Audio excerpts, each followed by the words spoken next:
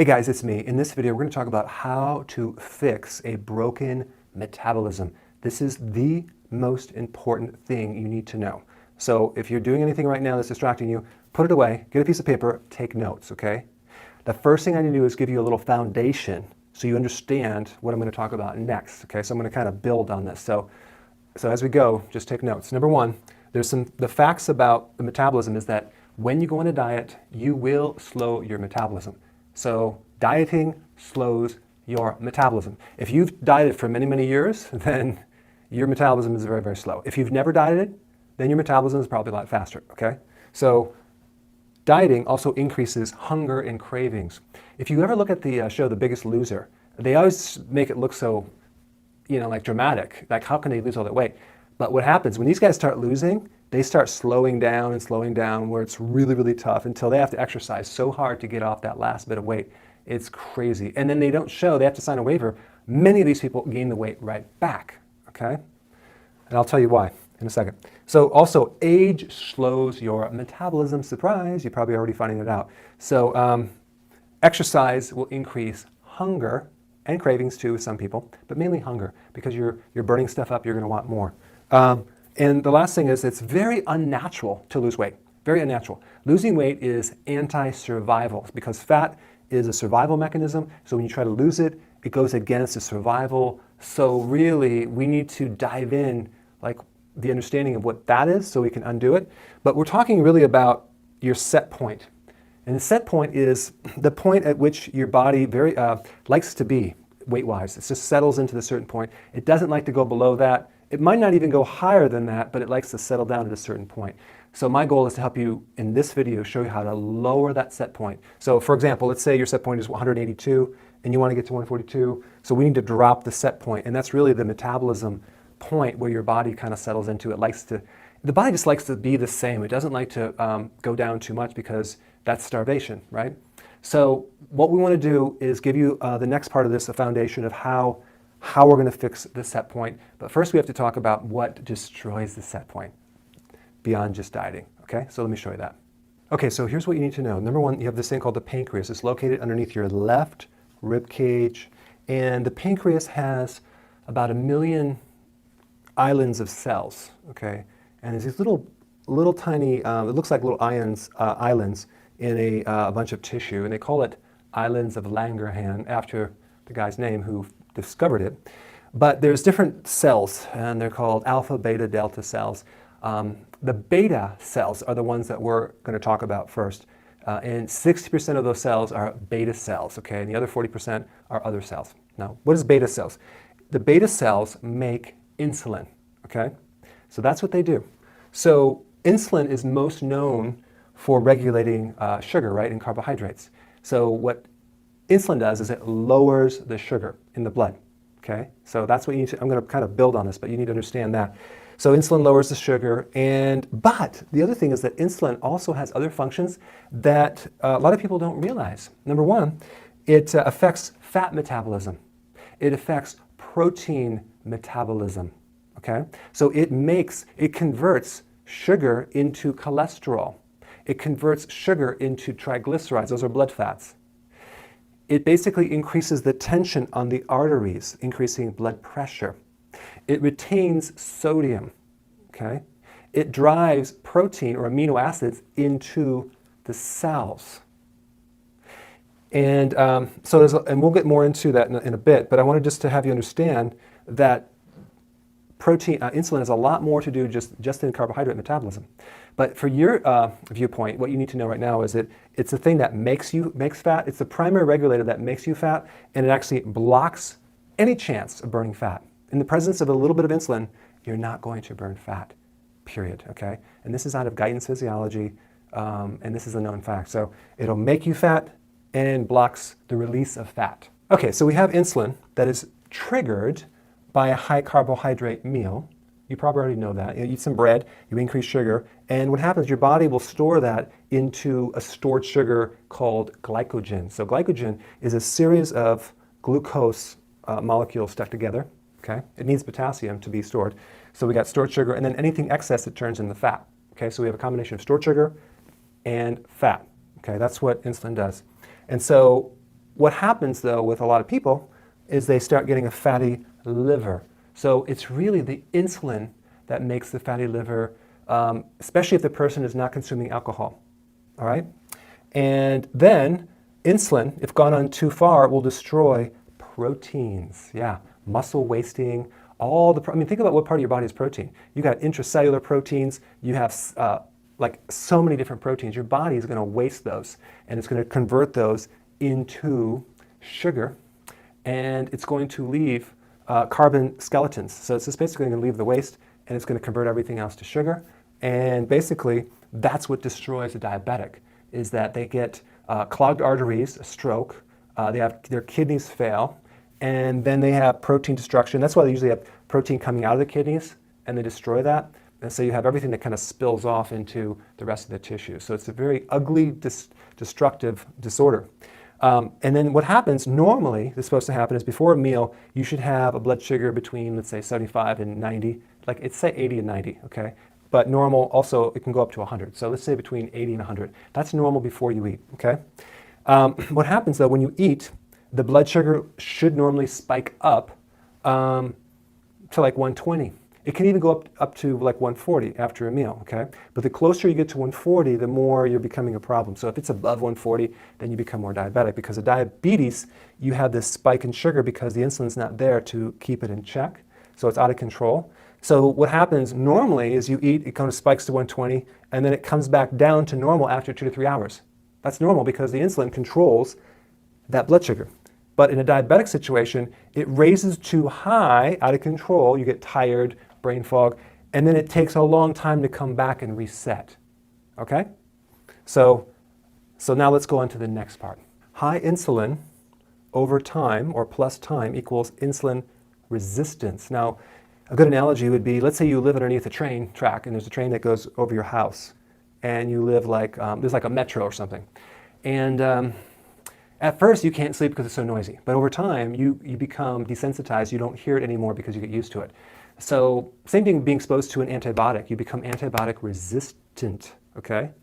So when you have too much of a hormone, especially insulin, the receptor that's supposed to receive that hormone gets altered. It compensates. It downgrades. So it doesn't absorb it. So basically, your body's trying to reject insulin because it's too high, okay? So what causes insulin resistance is too much insulin, okay? So you have a situation where you have too much insulin, but you also have not enough insulin in certain places of your body, like in the cells and in the blood, but we have too much insulin in other places.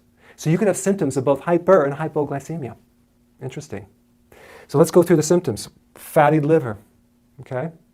If you have a fatty liver, you have insulin resistance. If you have insulin resistance, you have a fatty liver, because one thing will also cause another. Because some of the fat in the liver actually releases certain inflammatory responses that make you insulin resistant. So it's really a nasty double-edged sword. Brain fog, okay? High fasting insulin. So even when you're not eating sugar, the insulin is still high in certain places of your body. Remember, insulin blocks fat burning? Okay, belly fat, bloating, digestive issues, sleepy after a meal. Let's say you eat lunch and you have to take a nap. That's classic insulin resistance. High blood pressure. Why? Because insulin causes tension within the arteries. Cravings and hunger. Well, wait a second. That's a low insulin situation, but it's an insulin resistant symptom, but it's really certain parts of your body have a low insulin because the cell won't let it kind of connect. So you're basically craving and hungry all the time. Dark pigment in your in different folds of your body, like your groin, your armpits, your neck. You have a little darker pigmentation. That can happen in advanced stages. And hunger between meals. You can't go a long period of time without getting hungry or having a blood sugar issue. That's insulin resistance. So insulin resistance is the single biggest problem that controls your set point. It destroys your set point, okay? Why? Because insulin is the hormone that tells your body whether to burn fat or not, okay? It's going to become more clear as we go through the next part too. So insulin increases fat, prevents the burning of fat, and controls and destroys your set point. Other than that, it's perfectly fine. Let me show you the next part. Okay, so now the big question is, what causes insulin resistance, okay? High insulin, but what causes insulin to spike, right? You already know it's sugar, but there's some other things that will increase insulin as well. And that would be protein. Some types of protein more than others, okay? And what I'm talking about is see, protein doesn't trigger glucose. So you probably heard of the glycemic index, right? Well, that's the level of the foods that trigger the sugars. But have you ever heard of the insulin index? Completely different. Okay, I'm going to talk about that in the next section. But the point is there are other factors that will increase insulin that don't increase glucose. This explains why you probably are eating healthy, no sugars, and you're still not losing weight. Now, before you freak out and say, hey, now have to give up protein, hear me out, okay, because there's some other solutions. But the point is that, especially if you're eating a large amount of proteins, but protein does trigger insulin to some degree. If we look at the different types of proteins, well, let me just say that to the next one. But gastrointestinal hormones, what does that mean? It means that there are hormones in your GI tract that also increase insulin. So really, every time you eat, you increase insulin, okay? So there's a couple of foods that don't increase insulin. I'll get into that next section. But the point I'm trying to make is that there's other things that are messing you up other than just the sugar. Estrogen increases insulin as well. Yeah, that explains why women, when they get pregnant, they go through the menstrual cycle, they get fatter, okay? Especially if the estrogen is too high. So we're going to talk about the insulin index in the next section. All right, now check this out. This is the insulin index, okay? Very different than the glycemic index for the most part. But look at butter. It's 2%. It's very, very low. It barely triggers insulin at all, just slightly, okay? Olive oil, 3%. Coconut oil, 3%. So really all the fats there's no stimulation. And this is why you can get away with eating the fat more than going low fat. Because watch what happens. As we go up the scale, we have low fat yogurt, 76%. So when you go low fat cheese, we get rid of the buffer for the insulin, and the protein is higher, and you get more insulin. So all these low fat things at the store are creating insulin problems because they're not using the fat as a buffer for insulin. And that's why even the ice cream recipe that I have is that the heavy cream. Look at heavy cream is 4%, okay? That's low. It doesn't stimulate insulin. So it's not going to destroy the set point. It's not going to create a problem. Now, you can eat too much of it, but the point is that it's not going to be, the importance of getting rid of it is very, very minimal. Okay, so it's much more important to avoid the higher insulin things. But check this out. Egg yolk, 15%. That's pretty low. But look at the egg whites is 55%. How many people do you know that just do egg whites thinking they're doing themselves some good, and they're not doing the egg yolk? The egg yolk is much better for weight loss. If we combine the egg yolk with the egg whites, we get the whole egg. It brings it down to 21%. So by adding fat with a meal, you're actually helping the situation. Now, it is true when you go through ketosis, you could be burning your own your dietary fat and not your own fat. But don't be afraid to consume whole things. Don't go lean at all. Okay? Don't be afraid to use some butter. Don't be afraid to use some of these products. So look at this. We got pecans, very, very low. Bacon, 9%. See, in your mind, you're probably like, well, I need some lean bacon. No, you don't. You want the fattier bacon because the leaner the protein, the more it spikes insulin. Peanut butter, 11%. Cheese, 15%. Turkey, 23%. Berries, 47%. Look at beef, 51%. So these people that do the Atkins diet, let's say they do it the first time, it works. The second time, it doesn't really work as well. The third time, it doesn't work at all. Why? Because dieting slows the metabolism, it destroys the set point, and they're actually increasing their insulin. Not as bad as a sugar person, but that's really what happens. Look at apple, 75%, low-fat yogurt, 76%, banana, 84%, whole wheat bread, 96%, baked beans, 100%, potatoes, 121%. I'm going to give you a download. You can download this page in the download section, so you have a whole list of this, and I will also share in the extra section some food plans to show you what food you should be eating just to take it one step further, okay? Now, so I'm just bringing your awareness up that there are foods that are messing you up that are not necessarily sugars, okay? And I want to show you next this one little point here, which is very, very, very important. And I know I kind of spent a lot of time getting to this point, but this is the most important point of this whole presentation. Okay, so if high levels of insulin over a period of time cause insulin resistance, then what happens is we have breakfast, lunch, and dinner, right? So here's the problem. When we eat, even the hormones in our digestive tract spike insulin. Boom, okay, so we know we're gonna get rid of the sugar and all that, and that's great. But if you snack in between the meals, if you're snacking, even with healthy things, okay, you're spiking the insulin. So we never have a chance to correct insulin resistance. So you must shoot for 3 meals a day or 2. Not to lower calories, because we're going to increase some fat, but simply to correct the insulin resistance. Now, how do you know if you have insulin resistance? Well, all those symptoms. If you have belly fat, if you're going to have a fatty liver. If you have a fatty liver, you're going to have insulin resistance. If you have insulin resistance, you're going to have a fatty liver. If you have fatty liver, you're going to have visceral fat around here. So it's all kind of connected. So the point is that you want to shoot for only doing 3 meals a day, okay? That's number 1. But here's the thing. Some people, when they get up in the morning, are not hungry.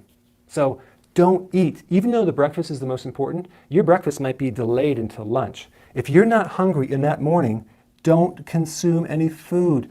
Only eat when you're hungry. This is a lie to state that you need 6 meals a day. It's just going to screw things up. So we don't eat until we're hungry, and then we eat, okay? Now, if you want a little snack, let's say sugar-free chocolate or whatever, you can eat that right at the end of the meal, but not in the middle of the meals, not between meals. If you are so hungry and ravenously craving between meals, then we have to increase a little bit more food during the meal itself, specifically fat, low glycemic fat, okay? And what that means is you have insulin resistance. That's why you have almost like a blood sugar issue there. And then the same thing at night. Don't consume past your dinner, okay? Now, some of my clients are they're not hungry in the morning. They eat a big lunch and they eat a dinner and they're done, 2 meals. And that's incredible because you're doing intermittent fasting for the next period of time. So you're gonna heal the insulin resistance and you're gonna lower your set point. Me, I have to eat a breakfast and then a lunch, and I barely will have a dinner. I might have a small little kale shake and I'm done. So it's like 2.5 meals a day. So you can do that as well. But the key is don't snack at night, okay? You can drink tea and things like that, all right? So, and then the last section, I'm gonna give you a series of additional things that you can do to improve insulin resistance. Okay, so intermittent fasting is a very important thing to implement, but you don't necessarily have to go the whole day without eating. You can start with 3 meals and then go down to 2. If you want to alternate and do every other day, skip a meal, that's totally fine. The key is, as you do this, you're going to control your sugar better between meals and you won't have to eat as much because think about it, when you're fasting, you're living off your own fat. If you have reserve to burn, then might as well burn that up. When you hit your goal, you don't necessarily have to do fast anymore.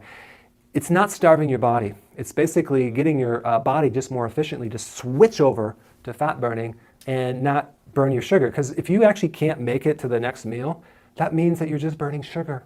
So we have to improve this. So there's several things we can do to lower insulin, okay? Number 1, apple cider vinegar helps blood sugars tremendously. So you can consume that with a meal. If you don't like it, you can consume it as a pill. But if you're going to do it in water, a teaspoon per glass, okay? Fermented foods are much better for insulin than anything else. So fermented cabbage, sauerkraut, that's all really good because it has vinegar in it as well. High potassium food, that would be all the vegetables. Now, here's the problem. When we do this, when we lower insulin, you're going to be living off your fat, and you're going to have a lot more fat being burned, which means that your liver has to process a lot more fat burning. If you do this without eating enough vegetables, you're going to end up with a fattier liver. So there is no choice. You have to consume larger amounts of greens. You can blend them, you can drink them, but you need to consume that to keep the fat flush from the liver. That's the only way you're going to get rid of the fatty liver. Okay, so then we got high potassium foods, that's vegetables. Vitamin B1 will decrease the need for insulin. That would be a nutritional yeast. Okay, make sure you don't buy the synthetic version though. Fiber, it's also in my Adrenal Day formula too. We have B1, it's a natural one. Fiber, like if you're going to do a choice between a kale shake with the fiber, like a blended versus a juice, it's better to do the fiber because the fiber buffers the insulin, okay? So we want fiber-rich foods. Celery is great. Fat, consume more pure fats. Why? It's not that we're telling you that fat's going to necessarily cause you to lose a lot of weight, but it's very sustaining between the meals. and it has no effect on insulin. It's going to help correct it. So what we're trying to do is we're trying to get you to eat enough fat so you can go longer without having to eat. The reason why we're going longer is so we can reverse the flow and not have sustained persistent insulin, but have like a low insulin situation. Because if you have diabetes and you constantly have high sugar, well, if you don't eat, you're not going to have high sugar. So guess what? This is really good for a diabetic. I mean, this is how you reverse diabetes. Because what is insulin resistance? It's a type 2 diabetes. But you can have a version of it. It doesn't come like this. You can have a small version of it that's not, it's like a pre-diabetes situation. Okay, so lowering cortisol, that's with the stress, reducing the stress, doing my adrenal techniques, all that, removing body stress is important because cortisol releases glucose, which increases insulin, and reducing estrogen if you have too much of it. So if your period is heavy, we can do the technique on the ovaries. If you're taking estrogen, not a great idea because it's going to cause you to gain weight. Sleeping more is going to lower insulin. Exercising is going to lower insulin. We talked about vegetables, okay? So I gave you a lot of things that you can do. Go ahead and start with the intermittent fasting, or at least 3 meals and no snacks, and then try to go 2 over time, okay? And watch what happens. Your set point is going to go down. This is how you fix a broken metabolism.